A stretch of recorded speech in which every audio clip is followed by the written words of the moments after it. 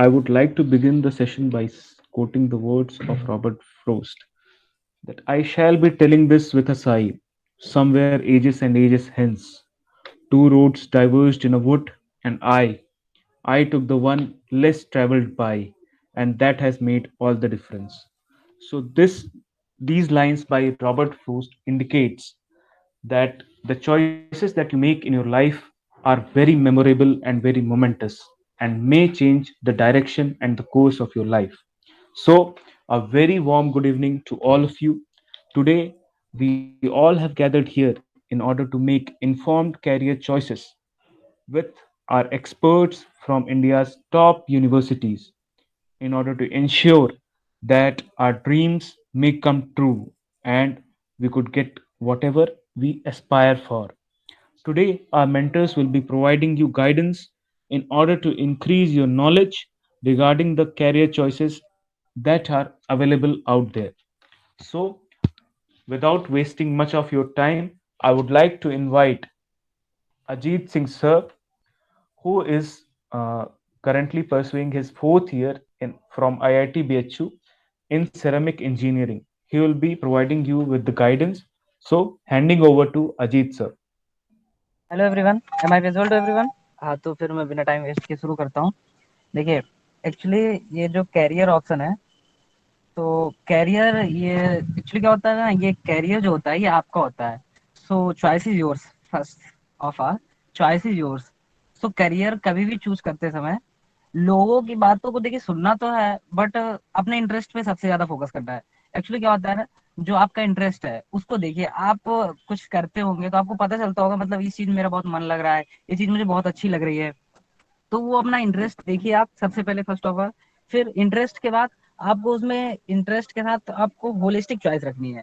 मतलब आपको जैसे नहीं, मतलब जैसे आपका इंटरेस्ट है, जैसे आप थोड़ा सा अग्रेसिव टाइप के हैं, तो मतलब लड़ाई झगड़े वाले, तो इसका मतलब ये नहीं कि गुंडागर्दी करेंगे। मतलब आपको होलिस्टिक चॉइस मतलब करनी है, और आपको मतलब अच्छे तरीके से चूज करना है।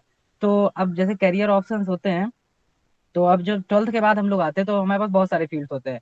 आजकल जो हमारा ट्रेंड चल रहा है इस टाइम पे, तो ये इंजीनियरिंग एंड मेडिकल बहुत ज्यादा मतलब फेज में रहता है हर जगह पर। बट क्या होता है ना, एक्चुअली में लोगों का इंटरेस्ट दूसरा होता है, बट वो फ्लो में बह जाते हैं। तो एक्चुअली सबसे फर्स्ट ऑफ ऑल मैं तो सबसे यही कहूंगा कि फ्लो में मत भागो, देखो अपने इंटरेस्ट को देखो। तो इंटरेस्ट क्या होता है ना, जैसे अब एक्चुअली क्या होता है, जैसे लोगों का इंटरेस्ट है, किसी का एक्टिंग करने में इंटरेस्ट है, किसी का सिंगिंग में इंटरेस्ट है। तो अब इसका मतलब ये नहीं कि अब आईआईटी में ही आ गए, या फिर मतलब नीट करके किसी मतलब अच्छे कॉलेज में जा रहे हैं, एम्स वगैरह में तो ही मिलता है। उसके लिए आप, अगर आपको अच्छा प्लेटफॉर्म मिल जाए तो आप उसमें भी अच्छा कर सकते हैं। तो मैं इसके लिए आपको बताऊंगा, इसके लिए आप प्लेटफॉर्म के लिए आपको चाहिए होता है, आपको प्लेटफॉर्म के लिए अच्छा कॉलेज चाहिए होता है। क्या होता है, 12th तक क्या होता है, हम लोग सिर्फ स्टडी करते हैं। बट जब 12th के बाद हम लोग आते हैं, तो 12th के बाद स्टडी भी करते हैं, पर्सनालिटी डेवलपमेंट भी होता है। और इसके साथ साथ हम लोगों को मतलब थोड़ा सा और भी बहुत सारे फील्ड्स में देखना होता है, मतलब सारी चीजें देख के चलना होता है। ऐसा नहीं होता कि सिर्फ तुम स्टडी कर रहे हो, क्योंकि स्टडी सिर्फ करोगे ना, तो तुम वो मतलब जो होते हैं ना किताबी कीड़े, और चश्मा लगा के जो पढ़ते रहते हैं, बस वही रहोगे, फिर आगे लाइफ में बहुत सारी प्रॉब्लम्स आती हैं। तो मैं तो कहूंगा अपना इंटरेस्ट देखिए सबसे पहले, फिर उसके अनुसार आप अच्छे प्लेटफॉर्म में जाने की कोशिश करिए, और फिर उसमें काम करिए। एंड मोस्ट इम्पॉर्टेंट थिंग, जो आपकी चॉइस होनी चाहिए ना, वो बहुत अच्छी होनी चाहिए और डिसिप्लिन्ड होनी चाहिए। एंड मतलब गुड वे में होनी चाहिए, आपकी सोच अच्छी होनी चाहिए। तो ये, और आपको जो प्लेटफॉर्म मिलेगा, तो प्लेटफॉर्म के लिए आपको चाहिए होता है, जैसे आप 12th कर चुके हैं आप लोग, तो 12th के बाद आप किसी कॉलेज में जाएंगे, तो कॉलेज हमको प्लेटफॉर्म प्रोवाइड करता है। तो बेसिकली क्या होता है, आपका कॉलेज लाइफ बहुत ज्यादा मैटर करती है। तो कॉलेज अगर आपका अच्छा है, मतलब जैसे होता है कि आप किसी आसपास के किसी छोटे मोटे कॉलेज से पढ़ेंगे। बहुत सारे लोग पढ़ते हैं, ऐसी बात नहीं है कि वहां से भी पढ़ के भी लोग निकलते हैं, लेकिन क्या होता है, थोड़ा सा उनको अपने इंटरेस्ट को जानने में और चीजों को एक्सप्लोर करने में थोड़ा सा टाइम लगता है। बट यहीं पर अगर आपको अच्छा प्लेटफॉर्म और अच्छा कॉलेज मिलता है, तो आपको क्या होता है, चीजें एक्सप्लोर करने का मौका मिलता है। मेरा खुद का एक्सपीरियंस है, मेरे बीएचयू में, आईआईटी बीएचयू में पढ़ रहा हूँ, तो हम लोगों का कैंपस बीएचयू और आईआईटी बीएचयू मतलब कंबाइन है, तो मतलब पूरा एक्सप्लोर करता रहता हूँ। तो उसमें ऐसा रहता है एक्चुअली, अब जैसे बीएचयू है, तो बीएचयू में आपको हर चीज एक्सप्लोर करने को मिलेगी। आप वहाँ पे बहुत सारे फंक्शंस होते हैं, बहुत सारी चीजें होती हैं, तो वहाँ पे आपको पता चलता है कि आप सब ज्वाइन करते हैं, गेम्स स्पोर्ट्स हर जगह जाते हैं, देखते हैं। तो वहां से आपको पता चलता है कि आपको किस चीज में ज्यादा मजा आ रहा है। फिर उसके अकॉर्डिंग आप वहां से लाइफ को मतलब उस फील्ड में अपने आप को कन्वर्ट करते हैं। तो अच्छे प्लेटफॉर्म यही हो गया कि मतलब अगर आप अच्छे कॉलेज में जाते हो और बीएचयू और जेएनयू, मैं तो यही बोलूंगा, जैसा कि आप लोग सुनते भी होंगे, बहुत अच्छी इंस्टीट्यूट है, और भी बहुत सारे आईआईटीज हैं। और भी मैं सारे नाम नहीं ले पा रहा हूँ अभी, बट हैं बहुत सारे। तो आप वो देख सकते हैं, तो उनसे आपको प्लेटफॉर्म और अपने आपको एक्सप्लोर करने का मौका मिलता है, जिससे आपको चॉइस करने में काफी आसानी होती है। एक्चुअली क्या होता है, सबकी चॉइस नहीं होती इंजीनियर या डॉक्टर बनना, बट क्या होता है, फ्लो में लोग निकल जाते हैं, लेकिन बाद में उनको जब फील्ड चेंज करते हैं तो काफी देर हो चुकी होती है, तो स्ट्रगल थोड़ा सा ज्यादा होता है। मैं आपको एग्जांपल देता हूँ। मेरा एक दोस्त था, वो उसने कोटा से एक ये मतलब 11th एंड 12th पढ़ाई की है। वो मतलब कोटा में टॉप करता था अपने कोचिंग इंस्टीट्यूट में। तो उसको बट लास्ट में उसने जेई का पेपर नहीं दिया एडवांस का। लास्ट में उसको ऐसा लगा कि वो मतलब इसकी फील्ड के लिए नहीं बना हुआ है। उसने फिर वहां पे बीएचयू का एंट्रेंस दिया और बीएचयू में उसने पढ़ा और जेई एडवांस का पेपर नहीं दिया। तो मतलब आप समझ सकते हैं ना, मतलब आईआईटी कौन छोड़ना चाहेगा, मतलब वो इतना टॉपर था लड़का, चाहता तो शायद वो आईआईटी कानपुर दिल्ली किसी अच्छी आईआईटी में होता, बट उसने छोड़ के बीएचयू में आर्ट्स लिया, और वो थोड़ा सा पॉलिटिकल एक्टिव था। तो मतलब उसे इंटरेस्ट पॉलिटिक्स की तरफ से मैं बोलना चाहूंगा। तो वो पॉलिटिकल एक्टिव था, तो इस वजह से उसने फिर आर्ट्स लिया। तो उसको जो फील्ड में इंटरेस्ट था ना, उसे बहुत मतलब बाद में उसने बहुत मतलब ऐसे लगा कि नहीं, बहुत बहुत अच्छा डिसीजन लिया था लाइफ के लिए। और कुछ लोग क्या होता है कि मतलब जैसे आते हैं, मतलब जैसे किसी अच्छे कॉलेज में जाते हैं, तो पढ़ने के बाद 4 साल बाद उनको पता चलता है, तो कभी कभी लेट हो जाता है, बट कोई नहीं। कभी कभी क्या होता है ना, ऑड्स फेवर में नहीं होते हैं, तो उसके लिए घबराना नहीं है। बट अभी आप जितना समझ सकते हैं, आपको मतलब लगता है आपको ये इस फील्ड में जाना चाहिए, आपको इस सब्जेक्ट में ज्यादा इंटरेस्ट आता है, जैसे कुछ लोगों को मैथ में इंटरेस्ट आता है, तो फिर जेई तो है ही। एंड अगर आप किसी को बायो में आता है तो नीट है, एंड आर्ट्स वगैरह में आता है तो फिर आप ये बीए वगैरह भी कर सकते हैं। तो करियर के लिए सबसे बेस्ट तो मैं तो ये बोलूंगा, आप अपना इंटरेस्ट देखिए। उसके बाद होलिस्टिक चॉइस रखिए, अपनी सोच को अच्छे रखिए, डिसिप्लिन वे में आगे बढ़ने की कोशिश करिए। और चॉइस में मतलब कभी गलत कोशिश मत करिएगा कि मतलब कुछ गलत रास्ते आप अपनाएं, चॉइस अच्छी रखिएगा।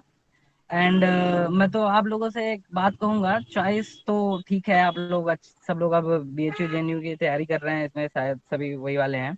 तो अच्छी बात है, आप लोग तैयारी करिए, मेरे बेस्ट विशेष सभी को। बट मैं एक चीज कहूंगा ना, आप लोग अब लाइफ के इस फेज में आ चुके हैं ना, कि मतलब स्टडी के साथ साथ आपको बहुत सारी चीजें देखनी होती हैं। तो मैं तो यही बोलूंगा, आप जो भी करिएगा अच्छे से करिएगा। एक्चुअली जो देखिए, एक मैं बोलूंगा मतलब गीता में जैसा कहा गया है ना, कि मतलब भविष्य की चिंता मत करो, भूत के बारे में मत सोचो, वर्तमान चल रहा है, भगवान ने कहा हुआ है। तो मैं इस बात पे एक तुम लोगों को कहना चाहूंगा कि एक्चुअली क्या होता है ना, जो मोमेंट होता है, जैसे अब हम कुछ कर रहे हैं, जैसे अब हम लोग खेल रहे हैं, तो मतलब खेलना है तो मतलब मन से खेलना है, ऐसे खेलना है कि मतलब तुम्हें लगना चाहिए, नहीं मतलब थोड़ा सा बड़ा सोच के खेलना है, कि मतलब खेल रहे हो कि तुम ही सचिन तेंदुलकर हो। मतलब आप समझ रहे हैं ना, मेरे कहने का मतलब जो भी करो मन लगा के करो, खेलो तो मन लगा के खेलो, पढ़ो तो मन लगा के पढ़ो। तो तुम्हें उसमें क्या होगा ना, तुम हैप्पी रहोगे, जब उसमें दिमाग लगेगा तुम अच्छा कर पाओगे, तुम खुश रहोगे, जब खुश रहोगे ना तो तुम अपने बारे में अच्छा सोच पाओगे।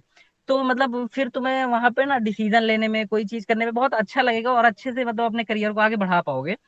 एंड तो वही मोमेंट को लेके मैं 2 लाइनें कहूंगा, ये मुझे याद आ गई, तो मैं अब सोच रहा हूँ आप लोगों को शेयर कर देता हूँ, मैंने पढ़ी थी कहीं। ये तुम जिस लम्हे में जिंदा हो, ये लम्हा तुमसे जिंदा है, ये वक्त नहीं फिर आएगा, ये वक्त नहीं फिर आएगा, तुम अपनी करनी कर गुजरो, जो होगा देखा जाएगा। बहुत छोटी सी लाइनें हैं, बट आप लोग ध्यान दीजिएगा इनमें। तो मैं तो यही बोलूंगा, बस अपना मोमेंट एंजॉय करो, प्रेजेंट में जीने की कोशिश करो, अपने इंटरेस्ट को देखते हुए करियर को आगे बढ़ाइए। और मैं तो कहूंगा आप फ्लो में मत जाइएगा, ठीक है। अच्छे प्लेटफॉर्म को चूज करिए और आगे बढ़िए। And that's it's, best wishes to all of you. खूब पढ़ो, खूब बढ़ो। Now, moving on with our next speaker, next mentor, we have Tarun Pratap Singh, who has been a graduate from BHU and has diploma in IIMC, and he is presently in uh, in Hindustan Times, as well as he owns the TNN News Network. So, handing over to Tarun Pratap sir. So, सभी को नमस्ते। मैं मेरी आवाज़ clear है क्या, एक बार आप मुझे बता देंगे? जी सर। मुझे सभी को नमस्ते। मेरा परिचय दे दिया है हिमांशु जी ने, अगर मैं गलत नहीं हूँ तो। मैं तरुण हूँ और मैं अभी हिंदुस्तान टाइम्स के साथ पिछले 5 महीने के दौरान लगातार काम कर रहा हूँ। मुझे जो विषय दिया गया है उसमें कहा गया है कि 12वीं के बाद यानी 12th के बाद जर्नलिज्म की के को लेकर क्या एक तरह से स्कोप है, और उसको अगर आप कैरियर के रूप में देखना चाहते हैं तो उसकी कितनी अपॉर्चुनिटीज हैं, खासकर 12th के बाद। देखिए मेरी एक बहुत जो, क्योंकि मैं भी जब इस दौर में था तब मैंने तय किया था कि मुझे जर्नलिज्म की फील्ड में जाना है, तो उसी हिसाब से तैयारी किया। लेकिन मैंने जो महसूस किया, मैंने ग्रेजुएशन किया, फिर मास्टर्स किया, मैंने 2 बार एग्ज़ाम भी क्वालिफाई किया, पर मैं किसी दूसरे कारणवश नहीं एडमिशन लिया। पर अब जब मैं नौकरी में हूँ और अपना एक स्टार्टअप भी स्टार्ट किया था, तब भी महसूस किया कि जर्नलिज्म के लिए सबसे जो बेसिक चीज़ रिक्वायर, मतलब एक बहुत ज़रूरी बात है, वो ये एक्सपीरियंस। जितना धीरे धीरे एक्सपीरियंस बढ़ता जाएगा, आप उसमें मेच्योर होते जाएंगे, तो वो बहुत ज़रूरी है। तो इसलिए मैं, क्योंकि आप सभी 12th में हैं, तो मैं ये, मेरी एक सलाह है कि आप सभी ग्रेजुएशन जिस भी सब्जेक्ट से करना चाहते हैं उस सब्जेक्ट से करिए पहले, उसके बाद फिर जर्नलिज्म की तरफ मूव करिए। क्योंकि अगर हम एकेडमिक्स के दृष्टिकोण से देखें, उसके पॉइंट ऑफ व्यू से सोचें, तो बहुत बड़ा या बहुत ऑप्शंस नहीं रहते हैं एकेडमिक्स में उस तरह के जर्नलिज्म के, क्योंकि ये प्रोफेशनल स्किल्स पे पूरी तरह डिपेंड है। तो आपको पहले ग्रेजुएशन की तरफ मूव करना चाहिए। अब अदर सब्जेक्ट्स को लेकर, क्योंकि हिंदी से अगर करना है तो आप हिंदी में कर सकते हैं, इंग्लिश में करना चाहते हैं तो इंग्लिश में कर सकते हैं, ढेर सारे विकल्प हैं। लेकिन जो एक बहुत ज़रूरी चीज़ है इस पूरे फील्ड के लिए, वो है पैसन। मतलब सभी फील्ड के लिए आवश्यक है, पर जर्नलिज्म के लिए कुछ ज़्यादा ही ज़रूरी है। क्योंकि मैं अभी, जब मेरे पास आज हिमांशु जी और लोगों ने मुझसे संपर्क किया, तो मैं उसमें ड्यूटी में था, और मैंने कहा कि मैं 6 बजे के बाद, तो मैं शिफ्ट कंप्लीट किया, और शिफ्ट कंप्लीट करने के बाद फिर आप लोगों से बातचीत कर रहा हूँ। मतलब मैं कभी 5 बजे की शिफ्ट में बैठ सकता हूँ, कभी 12 बजे की, कभी 2 बजे की। ये 24x7 का वर्क है, यानी 24x7 का वर्क है। जब देश सो रहा होगा तब भी आप काम कर रहे होंगे, एक सैनिक की सेवा जैसे होती है। जर्नलिज्म कुछ ऐसा ही है, तो इसमें पैशन थोड़ा पीक पर होना चाहिए। यानी अगर जितना ज़्यादा पैशनेट रहेंगे काम को लेकर, उतना आसान रहेगा इस फील्ड में जगह बनाने के लिए। दूसरी जो सलाह है वह ये कि आप लोग जर्नलिज्म में, बहुत से जो हमारे दोस्त होते हैं वो ग्लैमर देख कर आते हैं, स्क्रीन देख कर आते हैं कि टीवी चैनल पर दिख जाएंगे, नाम हो जाएगा। पर टीवी चैनल पर जो लोग दिखते हैं उनकी एज आप देखेंगे, क्योंकि हम तो अब इंडस्ट्री में हैं तो मैं उसको देख पा रहा हूँ उस चीज़ को, कि बहुत ज़्यादा एक्सपीरियंस होल्डर होते हैं वो, कई 20-20 साल, 25-25 साल एक्सपीरियंस होल्डर होते हैं, तब वो स्क्रीन पर दिखते हैं। और एक चैनल में बहुत ज़्यादा अगर स्क्रीन पर देखने वाले लोग होते हैं, जिन्हें एंकर हम कहते हैं, वो 10 से ज़्यादा नहीं रखे जाते, 10 से 12, लेकिन उसके पीछे बहुत बड़ी टीम होती है। तो सिर्फ अगर आप अच्छा बोलते हैं, वो उससे काम नहीं चलने वाला है। तो आप, तो इतनी जल्दी आपको कोई स्क्रीन नहीं देगा। तो इसलिए बेहतर है कि लिखने पर काम करिए। लिखने पर काम करेंगे, पढ़ना पड़ेगा ढेर सारा। एक पत्रकार कुछ भी बन सकता है, आप इस तरह से देखिए। आपको आईटी का भी करना पड़ सकता है, आपको आईएएस की खबर करनी पड़ सकती है, इंटरव्यू लेने पड़ सकते हैं, आपको एक कॉमन मैन का इंटरव्यू लेना पड़ सकता है, आपको एक फाइनेंस मिनिस्टर का इंटरव्यू लेना पड़ सकता है। जैसे एग्जाम्पल के लिए मैं समझा रहा हूँ कि अभी मैं इस समय स्पोर्ट्स देख रहा हूँ, कुछ दिन बाद में हो सकता है बिजनेस देखने लगूँ, फिर हो सकता है मैं पॉलिटिक्स देखने लगूँ। तो जब तक आपको हर एक फील्ड की जानकारी नहीं होगी, आप खबर नहीं बना पाएंगे, इंडेक्स स्टोरीज नहीं कर पाएंगे, और आप सरवाइव नहीं कर पाएंगे, मेन है। तो इसीलिए मैं पहले ही कह दिया कि एक्सपीरियंस बहुत ज़रूरी है। बहुत से संस्थान जर्नलिज्म कराते हैं, लेकिन उन संस्थानों का चयन करने का भी एक होना चाहिए। जैसे बनारस हिंदू यूनिवर्सिटी, क्योंकि मैं वहाँ से पास आउट हूँ, तो मैं उस विश्वविद्यालय को अच्छे तरीके से देख रहा हूँ, जान रहा हूँ। अगर आप वहाँ से जर्नलिज्म का कोर्स करते हैं, तो उस तरह का स्कोप नहीं है जिस तरह से दिल्ली के विश्वविद्यालयों में स्थिति है, जहाँ से दिल्ली से किए हुए बच्चे इतनी जल्दी से और जितनी आसानी से प्लेसमेंट पा जाते हैं। उसका कारण पढ़ाई नहीं है, मौका है। पढ़ाई से मेरा तात्पर्य है कि बीएचयू में भी वही पढ़ाई होती है और दिल्ली विश्वविद्यालय में भी वही पढ़ाई होती है। लेकिन दिल्ली विश्वविद्यालय की स्थिति ये है कि वहाँ सारी मीडिया इंडस्ट्रीज के हब वही हैं, सारे सेंटर दिल्ली वही हैं, आपके पास मौके ज़्यादा होंगे, तो आप बहुत जल्दी आसानी से उन मौक़ों तक पहुँच पाएंगे और अपना स्पेस बना पाएंगे। इसलिए जब भी आप अगर सेलेक्ट, मतलब आप चाहते हैं कि जर्नलिज्म की फील्ड में आगे बढ़ें, तो बेसिक चीज़ यही ये ध्यान रखने वाली है कि आपको पैशनेट होना होगा, बहुत अच्छा खासा स्टडी मटेरियल तैयार रखना होगा, हर एक फील्ड की बेसिक जानकारी तो होनी चाहिए। अगर एक्सपर्टीज नहीं है तो बेसिक जानकारी सारी फील्ड का रखिए, उसके लिए पढ़ना पड़ेगा, खूब पढ़ना पड़ेगा।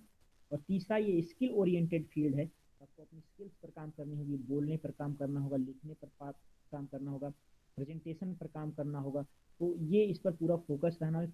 आज आने वाले समय में टेक फ्रेंडली भी होना पड़ेगा, मतलब सिर्फ इंस्टाग्राम चलाते हैं तो वो इंस्टाग्राम चलाना नहीं, न्यूज़ के सेंस में कैसे इंस्टाग्राम को आप यूज़ करते हैं वो भी आना चाहिए। खैर वो आप धीरे धीरे सीख जाते हैं जब आप उस फील्ड में उतरेंगे। तो और सबसे अंत में जो मैं कहा कि पैशनेट होना होगा, अगर आप पैशनेट नहीं हैं तो इस फील्ड में ज़्यादा दिन तक नहीं टिक पाएंगे। आ तो जाएंगे लेकिन ज़्यादा दिन तक नहीं टिक पाएंगे। और लास्ट नॉट लीस्ट कि आप अगर आप इसमें करियर बनाएं, बहुत ढेर सारे मौके हैं। लॉकडाउन के दौरान बहुत सी संख्या में जब नौकरियां जा रही थी अलग अलग फील्ड में, तब भी जर्नलिज्म की फील्ड में नौकरी मिल रही थी और बड़ी संख्या में नौकरियां बनी। तो जो लोग कहते हैं कि मौके कम हैं, मौके कम नहीं है, मौके ढेर सारे हैं, लेकिन आपको आना चाहिए कि आप वो काम कर पाएं और मौके को चुना पाएं। तो मौका बहुत है, एक बेहतरीन कैरियर ऑप्शन है, एक बेहतरीन फील्ड है, पर वही है कि सबसे एक ऐसी फील्ड जिसमें आप बहुत ढेर सारे लोगों से मिलते हैं, एक बहुत बड़े नेटवर्क का हिस्सा आप होते हैं। आप जहाँ कोई नहीं जाता वहाँ पत्रकार जाता है और वहाँ काम करता है। तो वो एक अच्छा फील्ड, एक मज़ेदार फील्ड है, आपको मज़ा आएगा उस फील्ड में। लेकिन बस वही है कि ग्लैमर का मोह मत लेकर आइएगा, दूसरा पैशनेट होकर आइएगा। और ये दो चीज़ें हैं तो जर्नलिज्म एक बेहतरीन फील्ड है और इसमें यूथ बहुत आगे तक जा सकते हैं और बहुत बढ़िया करियर अपना बना सकते हैं। तो मुझे लगता है कि क्योंकि 5 से 7 मिनट का निर्धारित टाइम था, तो मैं उसी बीच में अपनी बात रखने की कोशिश किया हूँ कि बात बहुत लंबी की जा सकती है और बहुत बड़ी की जा सकती है। पर ये क्योंकि आयोजकों ने कहा और हमें सिखाया जाता है जर्नलिज्म में, जितना टाइम दिया जाए और जितने वर्ड में कहा जाए उतने में ही एक्सप्रेस करके मैं 2-3 बिंदु बताया आपको, पॉइंट मेन पॉइंट जो थे जर्नलिज्म को लेकर। बाकी अगर आपके कोई प्रश्न हो तो मैं उस पर आ सकता हूँ। बाकी यहाँ हिमांशु जी हैं, वो मुझे बताएं आगे क्या करना होगा। Thank you, Bhaiya, Thank for you, Bhaiya, for enlightening us for with thoughts for and your enlightening us with views thoughts on and your views on career guidance. Thank you very career much. guidance. I would like to invite Suman I would Kumar like to Pathak invite sir, Suman Kumar Pathak sir, who has been in National University of Study and Research in who Law, has been Ranchi. in National Now, University handing of over Study to and Suman Research Kumar in sir. Law. Hello everyone. सबसे पहले तो मैं commune Gurukul की पूरी team को बहुत बहुत धन्यवाद देना चाहता हूँ मुझे यहाँ इनवाइट करने के लिए। सबसे पहले मुझे जो दिया गया है सेगमेंट वो है लॉ एज ए करियर।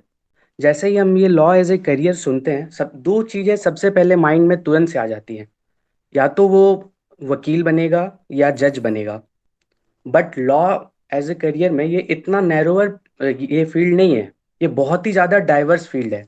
और जनरली होता ये क्या है कि हम लोग मूवीज़ या फिर टीवी सीरीज वगैरह ये सब से देख के बहुत ही ज़्यादा नेगेटिव रोल एक लॉयर को लेके ले लेते हैं, या फिर जो भी लॉ पढ़ते हैं कि उसे नेगेटिव जनरल परसेप्शन यही बना दिया गया है कि बहुत ही वो नेगेटिव है।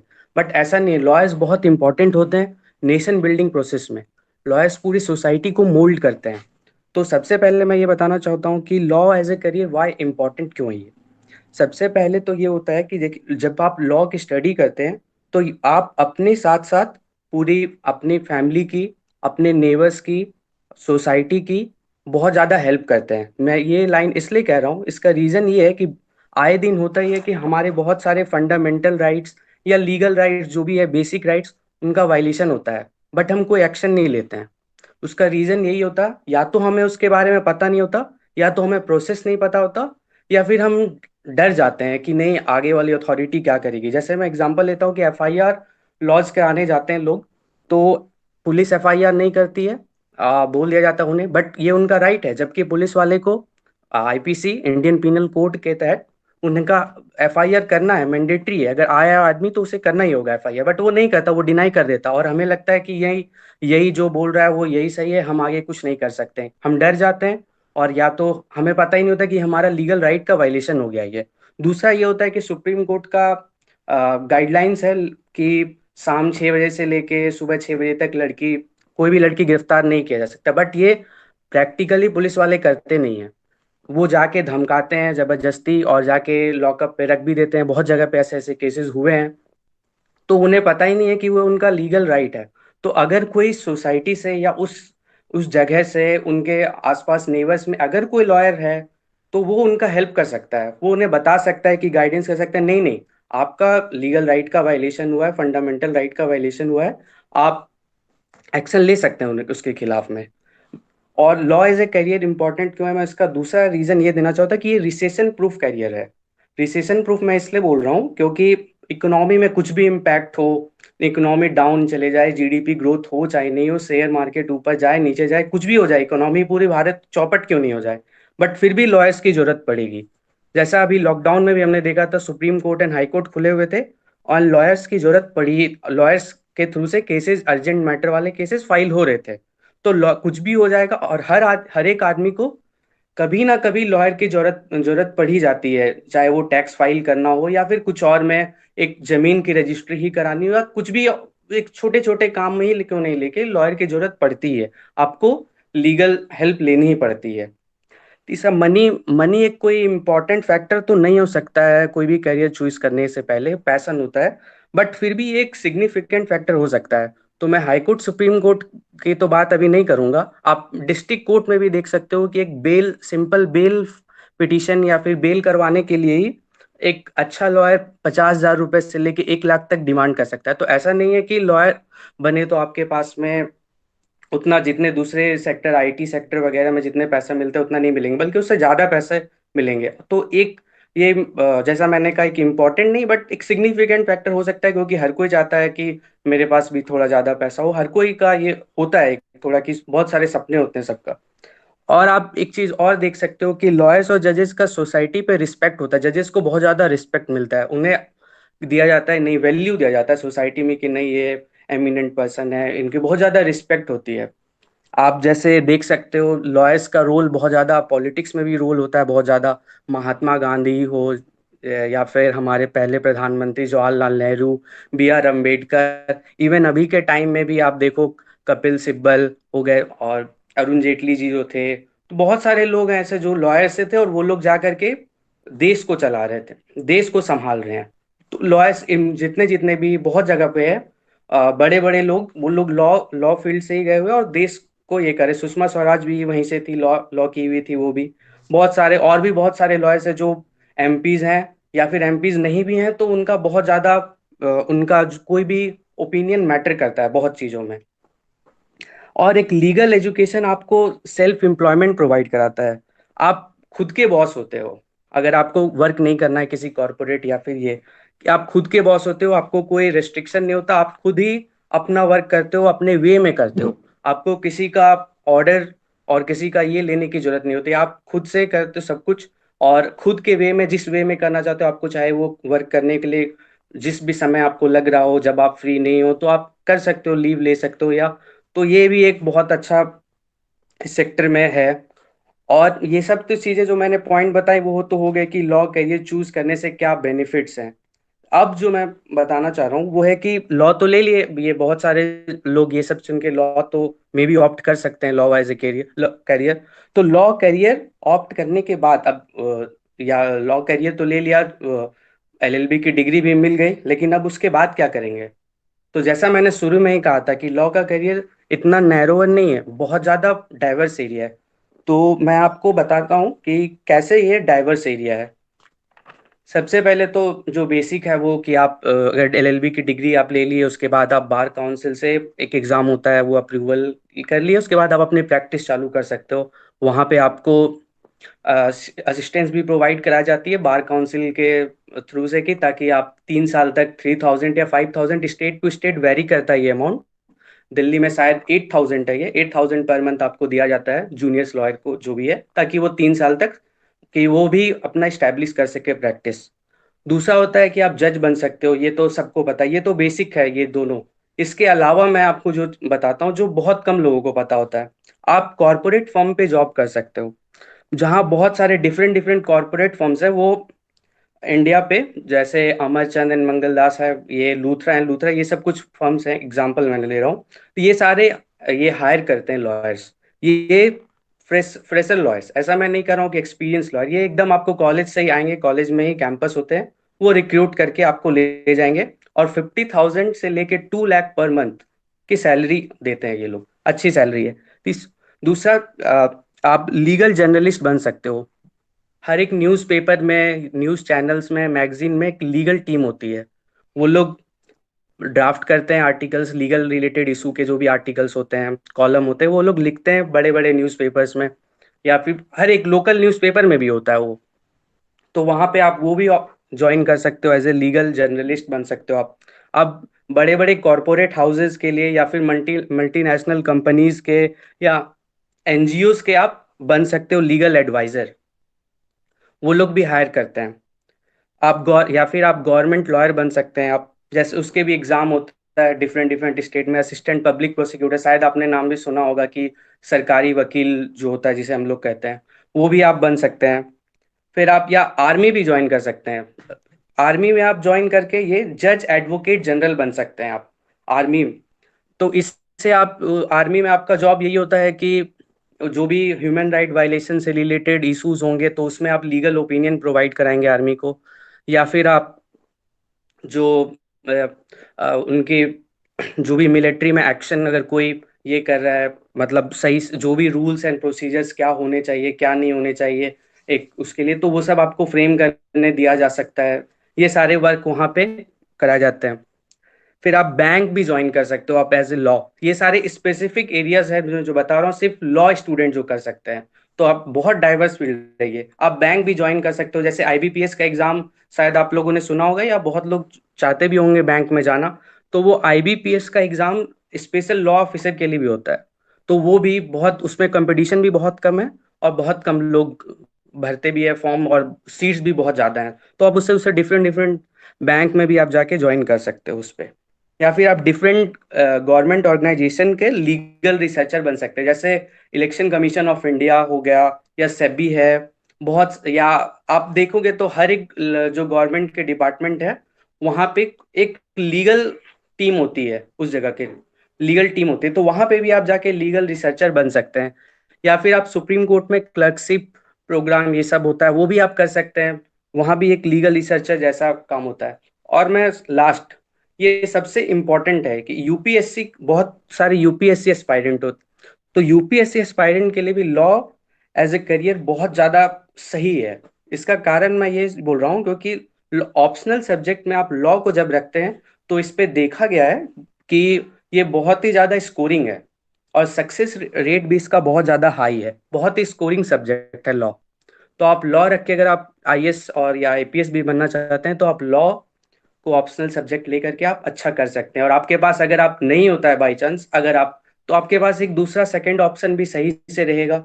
जो आप नॉर्मल ग्रेजुएट में होने में थोड़ा तकलीफ होता है दूसरा सेकंड ऑप्शन में, लेकिन आप इसमें आप सेकंड ऑप्शन भी रह सकते हैं, या आप जुडिशरी का भी एग्जाम दे पाएंगे। लॉ की जब आप लॉ ऑप्शनल की तैयारी कर लेंगे तो आप यूपीएससी के साथ साथ जुडिशरी के एग्जाम दे पाएंगे। और तीसरा ऑप्शन तो आप अपना प्रैक्टिस का है, या फिर आपको जितना भी ऑप्शन मैंने ये बताया, तो बहुत ज्यादा ये डाइवर्स फील्ड है एरिया। तो ये सारा चीज एक से तो आप लोग समझ गए होंगे कि लॉ बहुत ज्यादा कोई लिमिटेड सेक्टर नहीं है, बहुत ज्यादा डाइवर्स एरिया है। अब बात आती है कि अब लॉ में एडमिशन कौन से कॉलेजेस में लेनी चाहिए, कहाँ एडमिशन लेनी चाहिए, या फिर कौन से कॉलेजेस अच्छे से, या क्या प्रोसेस है। तो सबसे पहले तो जो बेस्ट है एग्जाम वो है CLAT, common law admission test. ये एग्जाम अगर आप क्लियर कर लेते हो तो 23 एनएलयूज है इंडिया में, नेशनल लॉ यूनिवर्सिटी। इस पे आप एडमिशन ले सकते हैं। यहाँ पे आपको, अगर आपका हो गया है जॉब अच्छे एनएलयू में, टॉप एनएलयूज में हो गया है अगर आपका जॉब, या टॉप में नहीं तो भी थोड़ा नीचे वाले एनएलयूज में भी हो गया है जो मतलब सॉरी, मतलब आपका वहाँ पे सिलेक्शन हो गया है, तो आप डेफिनेटली आपको कोई अच्छे, अगर आप कॉर्पोरेट सेक्टर में जाना चाहते हो, या फिर यहाँ कहीं भी कोई कंपनी एमएनसी वगैरह में वर्क करना चाहते हो, तो ये बहुत अच्छा प्लेटफॉर्म है। क्योंकि आपको जैसे इंजीनियरिंग आईआईटीज एनआईटीज में आके कंपनीज रिक्रूट करती, हायर करती है, वैसे ही सेम यहाँ पे भी आती है कंपनीज और आपको रिक्रूट और हायर करके ले जाएगी। फिर आप नहीं तो आप बीएचयू का भी एग्जाम होता है। बीएचयू का आप एग्जाम से लॉ का ले, लॉ उसमें ऑप्ट कर सकते हो। 3 ईयर और 3 ईयर और 5 ईयर दोनों वाला होता है। 5 ईयर होता है जब 12th के बाद आप एग्जाम देना चाहो। क्लैट से सिर्फ 5 ईयर इंटीग्रेटेड प्रोग्राम होता है, अगर आप 12th के बाद ही दे सकते हो क्लैट। लेकिन बीएचयू में भी 3 ईयर भी होता है, आप ग्रेजुएट के बाद भी law as a career choose कर सकते हैं। या दिल्ली यूनिवर्सिटी पे भी होता है, और भी कॉलेजेस है डिफरेंट डिफरेंट। कुछ प्राइवेट कॉलेजेस भी हैं जहाँ जो भी अच्छे हैं, अगर आपका क्लैट एग्जाम नहीं निकलता है तो वहाँ भी आपका है, जैसे सिम्बायोसिस है, एमिटी है, जिंदल ग्लोबल लॉ स्कूल है। ये सारे कॉलेजेस में भी आप एडमिशन ले सकते हैं और लॉ एज ए करियर आप चूज कर सकते हैं। तो मैं चाहता हूँ कि कुछ लोग लॉ को ऑप्ट करें और सोसाइटी की भी हेल्प करें, और नेशन बिल्डिंग प्रोसेस में हेल्प हो। लॉयर्स लॉयर्स बहुत जरूरी है सोसाइटी के लिए। इतने सारे लॉज हैं, सबको समझ में नहीं आता। आप पब्लिक के भी हेल्प कीजिए, सोसाइटी की भी हेल्प कीजिए, और खुद की भी हेल्प कीजिए। सो इसी के साथ मैं अपना एंड करता हूँ बात को। Thank you. Now I would like to invite Utpal Sharma sir, who is currently pursuing 5-year integrated BA LLB program from BHU, and he will provide the further guidance. So handing over to Utpal sir.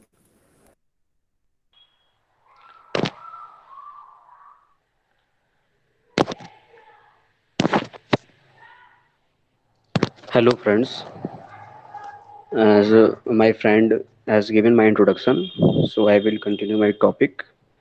So my today's topic is law as a career option after 12th.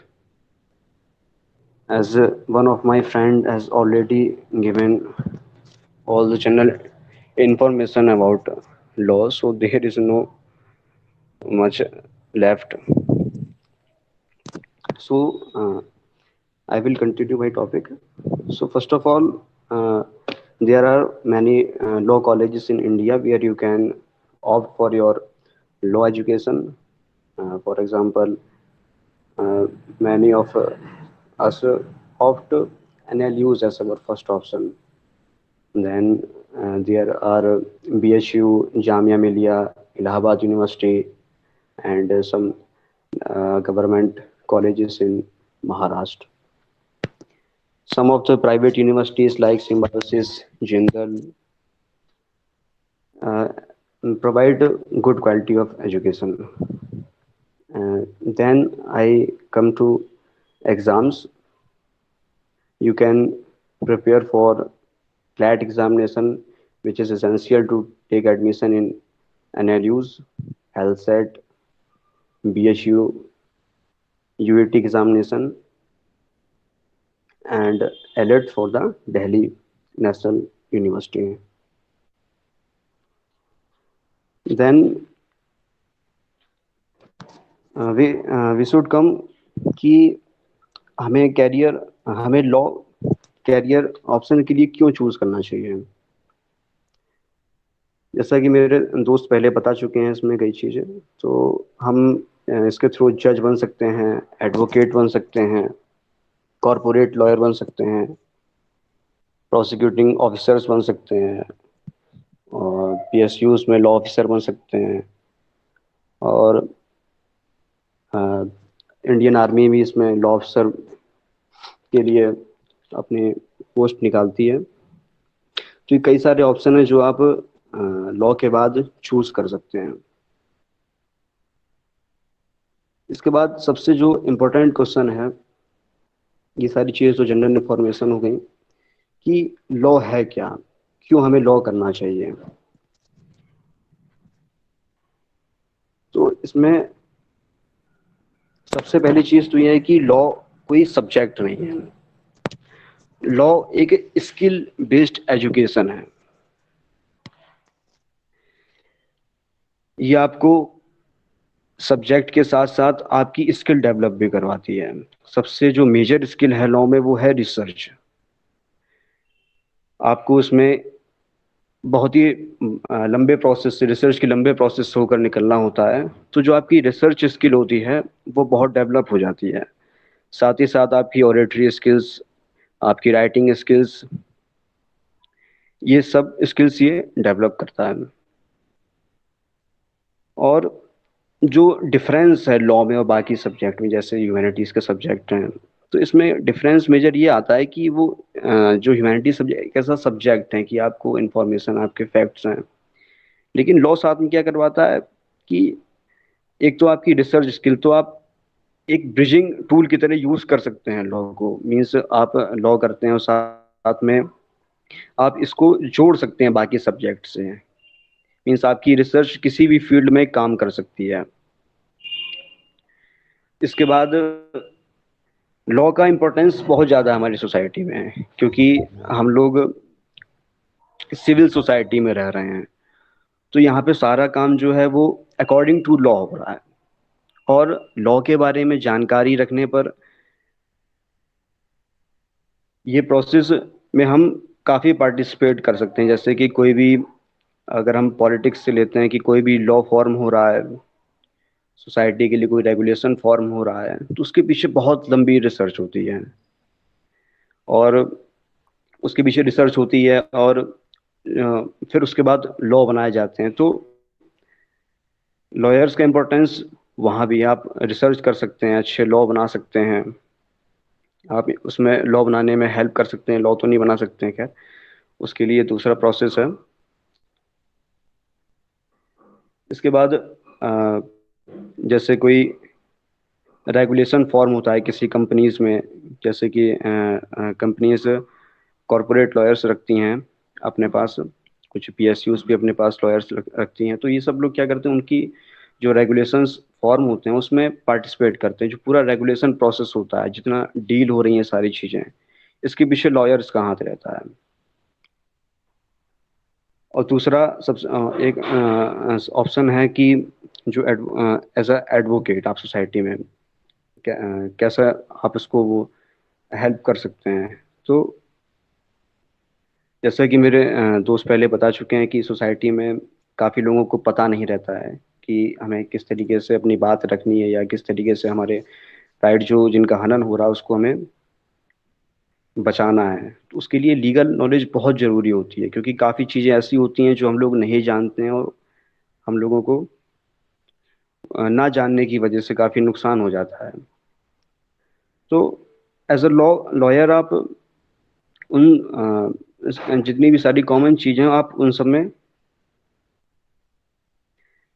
अपना दे सकते हो, सही से उसमें अपने rights को बचा सकते हैं, और साथ ही साथ खुद के अलावा सोसाइटी को भी गाइड कर सकते हैं, सोसाइटी की भी हेल्प कर सकते हैं। तो ये सारी चीज़ें हैं एज अ लॉ। और उसके बाद एज अ जैसे अगर आप आगे चल के आपको किसी यूपीएससी में या गवर्नमेंट जॉब में अप्लाई करना, तो उसके लिए भी लॉ एक बेस्ट ऑप्शन है। क्योंकि जो आपका यूपीएससी होता है उसमें मेन चीज़ होती है आपकी राइटिंग स्किल्स, आपकी राइटिंग, और आपकी किस तरीके का आपका आंसर है, आपकी थिंकिंग क्या है। तो लॉ एक बेस्ट ऑप्शन है उस चीज़ को डेवलप करने के लिए, क्योंकि आप यहाँ पे लगातार राइटिंग करते हैं, आप थिंक करते हैं, कई एंगल से थिंक करते हैं, तो आपकी जो थिंकिंग प्रोसेस और राइटिंग प्रोसेस होती है काफ़ी डेवलप हो जाती है। तो ये आगे चल के यूपीएससी में बहुत हेल्प करती है, और साथ ही साथ आपका लॉ ऑप्शन भी होता है यूपीएससी में, वो भी एक प्लस पॉइंट है लॉयर्स के लिए। तो इसी के साथ मैं अपनी बात को एंड करता हूँ, और कम्यून गुरुकुल के मेंबर को मैं बहुत बहुत मेरा धन्यवाद कि आपने मुझे मौका दिया अपनी बात रखने का। Thank you. Thank you, Bhaiya, for your guidance. Now I would like to invite Chandan Bhaiya, who is currently pursuing his MTech and has already been a great mentor and a best academician among us. So here he is with us.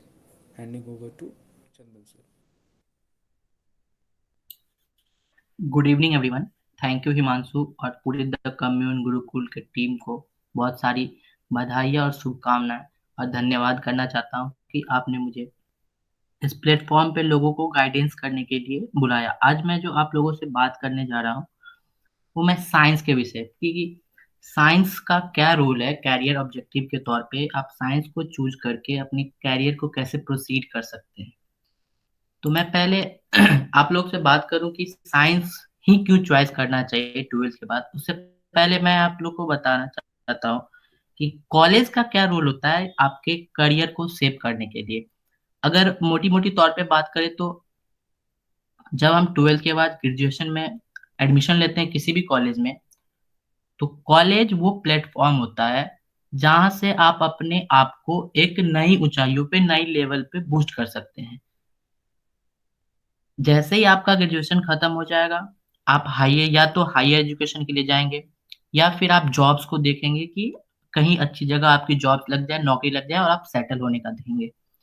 तो मतलब सीधी सीधी बात है कि twelfth के बाद आप जो भी चॉइस करेंगे वो आपके कैरियर फ्यूचर में कहीं ना कहीं रिफ्लेक्ट करने वाला है कि आपने ये करियर चूज किया, उसके बाद आपका ये एक तरह से एंड पॉइंट है, एक नई बिगनिंग शुरुआत कर सकते हैं। आपने अभी तक क्लास 1 से लेके 12th तक जो आपने किया है वो एक जगह पे रख दीजिए, और 12th के बाद आप जो करेंगे उसको एक अलग साइड पे रख दीजिए। दोनों एक तरह से इक्वल है। तो आपको कॉलेज का बहुत बड़ा रोल रहता है आपको बनाने के लिए। इसीलिए कभी भी 12th के बाद आप जब जा रहे हैं एडमिशन के लिए, तो कॉलेज का सबसे बड़ा रोल रहता है। तो आपको कॉलेज सबसे अच्छी कॉलेज चॉइस करना चाहिए। आपको अच्छे कॉलेज क्यों चॉइस करना चाहिए?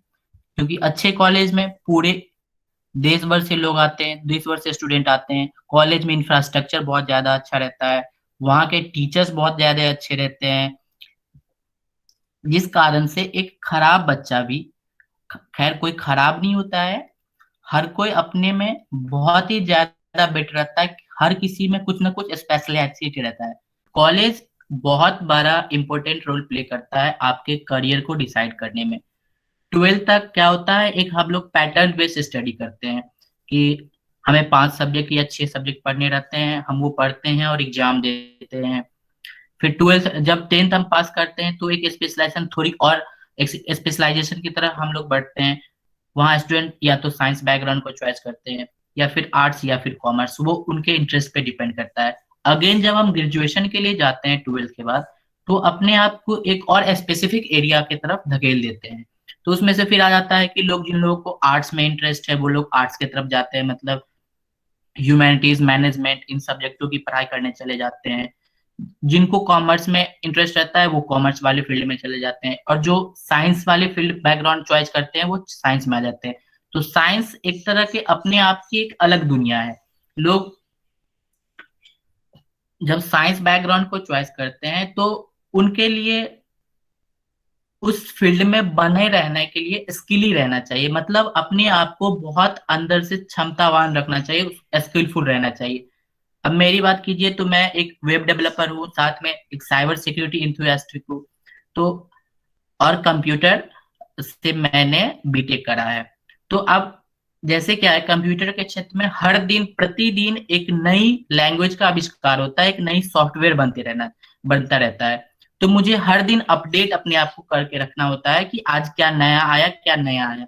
तो इस प्रकार से साइंस के फील्ड में जो लोग आना चाहते हैं 12th के बाद, उन लोगों को अपने आप को सबसे पहले तो एक इंथुसियास्टिक रहना चाहिए। आपको अंदर से मतलब बहुत ज्यादा इगरनेस रहना चाहिए किसी चीज को जानने के लिए। अब मान के चलिए किचन में खाना बनता है, तो खाना बनता है तो अगर सब्जी बन रही है तो नमक डालते हैं, हल्दी डालते हैं, फिर बाद में पानी डालते हैं। अगर मान के चलिए सब्जी जैसे ही हम गैस जलाए, गैस पे चूल्हे पे कुकर रख दिए, उसमें तेल डाल दिए, फिर उसमें जो भी सब्जी कटी हुई हरी सब्जी डाल दिए, उसके बाद मसाला और जो भी चीजें इंग्रेडिएंट्स है वो सब एक साथ डाल दिए। वो सब्जी किस प्रकार से बनेगी वो डिपेंड करती है कि आप सब्जी को क्या सिस्टमेटिक अप्रोच कर रहे हैं, ये बहुत ज्यादा डिपेंड करता है। ठीक इसी प्रकार से साइंस बैकग्राउंड के लिए बात हो जाती है कि आप जो चीज चॉइस कर रहे हैं उसको एक सिस्टमेटिक तरीके से आगे लेकर चलेंगे। उसके लिए आपको बहुत ही ज्यादा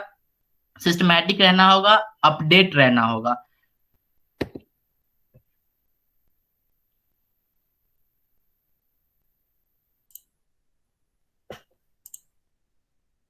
अब जिन लोगों ने 12th अपना बायोलॉजी से किया है, उन लोगों के लिए मेनली 2 ऑप्शन नजर में आते हैं। एक तो पहला मेडिकल की तरफ जाते हैं या फार्मेसी की तरफ जाते हैं, लेकिन ये सत्य नहीं है। इसके अलावा भी बहुत सारे ऑप्शंस हैं, लोगों को पता नहीं रहता है। एग्रीकल्चर, आज हमारे देश में एग्रीकल्चर की बहुत ज्यादा बात हो रही है, और लोगों को एग्रीकल्चर के फील्ड में जाना भी चाहिए। एग्रीकल्चर, जो लोग बायोलॉजी से हैं वो बीएससी एग्रीकल्चर कर सकते हैं, और उनके साथ ये बहुत ज्यादा बेनिफिशियल रहेगा फ्यूचर में आने वाले के लिए। I think that our mentor is now facing some technical issues due to which he can't can't continue further. So now I would like to invite Dheeraj Singh, who is an alumni from the Patna University, and now he is currently pursuing his BA from Banaras Hindu University, and he is in his graduation years. He is a great academician and a great mentor. He will guide you. So handing over to Dheeraj sir. Sir. धन्यवाद हिमांशु जी, आपने हमें हमारे जो परिचय दिया। मैं शुरू करना चाहूँगा कि आफ्टर 12th हम लोग का कैरियर क्या है। तो हम लोग देखें तो ये आफ्टर 12th जो 12th है वो मतलब हमारे जो कैरियर का एक पिलर माना जाता है, जो हम लोग उससे स्तंभ है जो जिसे हम आगे निकल सकते हैं उससे, मतलब अपने आप को विस्तारित करने का एक मंच है। 12th के बाद हम लोग इस 12th के बाद बहुत सारी स्ट्रीम में जा सकते हैं।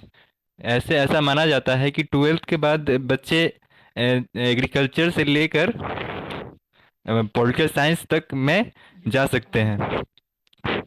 आज द कम्युन गुरुकुल ने ये ऑर्गेनाइज करवाया कि कैसे हम बहुत सारे बच्चे 12th के बाद भटक जाते हैं, तो कैसे बच्चे 12th के बाद भटके नहीं और अपने लक्ष्य और अपने जो कैरियर है उससे 12th के बाद एक कैरियर को एक पूर्णता की ओर ले जाए, उसके लिए क्या करें।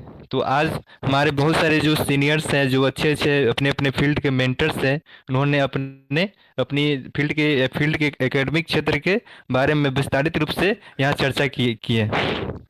आज हम यहाँ बताना चाहूँगा कि मैं यहाँ BHU बनारस हिंदू यूनिवर्सिटी, जो एकेडमी ऑफ एक्सीलेंस है इंडिया का, उसमें मैं फैकल्टी ऑफ सोशल साइंसेज से बीए प्रोग्राम में सेकेंड ईयर में हूँ।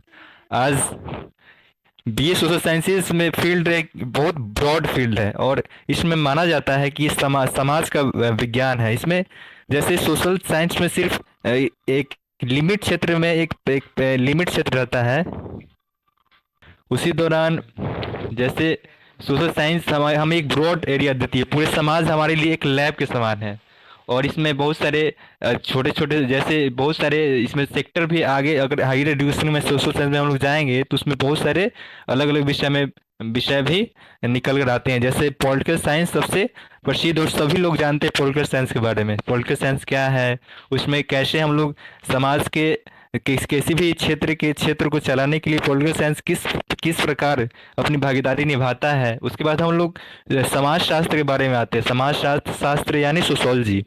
समाज शास्त्र यानी समाज के बारे में एक कैसे समाज चलता है, इसके बारे में एक शास्त्र है सोशोलॉजी। उसके बाद हम लोग आते हैं इसी सोशल साइंसेज में आता है साइकोलॉजी। कैसे ह्यूमन जो मानव का जो मानव मस्तिष्क है वो कैसे काम करता है, कैसे उसका नेचर कैसे डेवलप होता है, ये साइकोलॉजी डिसाइड करता है। तो ये समाज शास्त्र एक समाज एक जैसे मानव समाज कैसे बना है, मानव को एक एक करके ही समाज का निर्माण हुआ है। तो जैसे मनुष्य का विज्ञान ही सोशल साइंसेज है।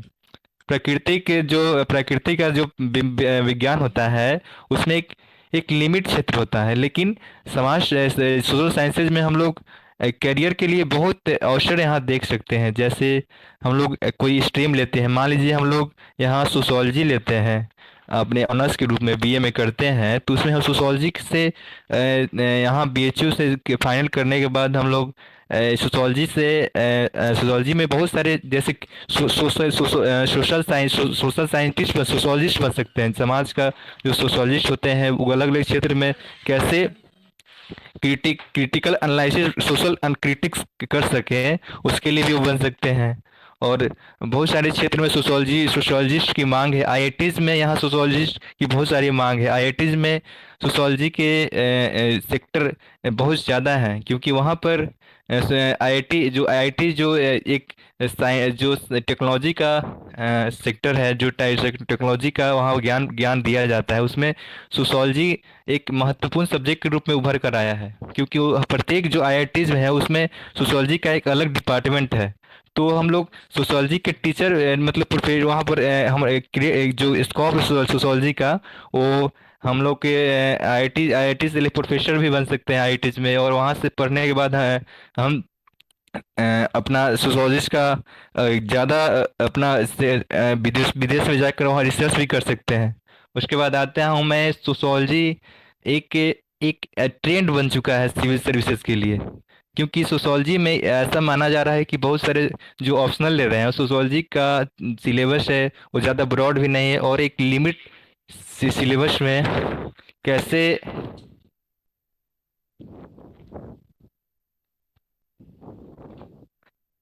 कैसे हम लोग एक लिमिट सिलेबस में कैसे अपनी तैयारी को संपूर्ण रूप दे सके। उस सोशोलॉजी यही ऐसा सिलेबस है जो जिसमें ऐसे लोग कर रहे हैं, और रिजल्ट रिजल्ट भी सिविल सर्विस जो यूपीएससी लेती है उसमें रिजल्ट भी अच्छा आ रहा है सोशोलॉजिस्ट का। सोशोलॉजी जो ऑप्शनल रख रहे हैं तो जिसमें सोशल साइंस में बीए करने के बाद हम लोग सोशोलॉजी अपना सिविल सर्विस की अगर तैयारी कर रहे हैं तो सोशोलॉजी को ऑप्शनल रख सकते हैं। तो यहाँ पर सोशोलॉजी के रूप में हो गया, और अलग अलग जो सब्जेक्ट्स हैं वो जैसे पॉलिटिकल साइंस हो गया, हम लोग पॉलिटिकल साइंस में भी जा सकते हैं। अलग अलग क्षेत्रों में साइकोलॉजिस्ट बन सकते हैं, साइकियाट्रिस्ट बन सकते हैं, जिसमें मेडिकल क्षेत्र में भी साइकियाट्रिस्ट बहुत सारा मांग है, तो हम लोग पूरा कर सकते हैं। उसके बाद ये सोशल साइंसेज हमें बहुत ब्रॉड एक एक ब्रॉड एरिया देता है, जो अपनी अपनी अपने नॉलेज का इन्हांस करने के लिए ये एरिया देता है हमें। तो अब हम मान सकते हैं कि सोशल साइंसेज एक स्ट्रीम है जिसमें स्टूडेंट्स अपने सपनों को पूरा कर सकते हैं। तो हम अब यहीं पर अपने बात को समाप्त करते हैं। Thank you, everyone. So now we have reached the end of our session. I hope you all would have benefited from the entire session, and I would like to thank all our mentors who, due to some technical issues, are not present now, but they have been with us and they have explained us very well so that we could make better choices in our life and achieve greater heights in life and become whatever we aspire for. So, thank you, students.